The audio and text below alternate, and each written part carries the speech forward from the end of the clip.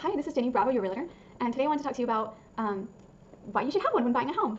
So when you're buying a house, realtors are paid by the seller.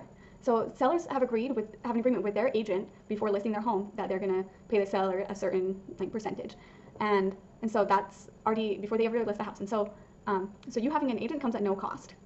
So why not? Then you get someone to help represent you and have your best interests at hand.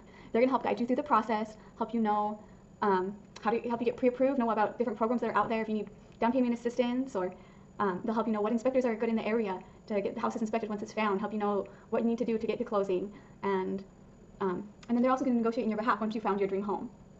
And so they're going to let you know if this is a great deal or not, and what houses are selling for in your area. They're going to help you win those multiple offers, and they're going to let you know if, hey, I think there's some negotiation room. I think this is, maybe we can kind of talk them down on price. They're going to let you know, and they're going to represent you. And they're also your market expert, because they're going to know if in that neighborhood homes are kind of sitting on the market, or if they're going way over market price. They're going to let you know what new home builds are worth in the area, and they're going to let you know what they think that home is worth.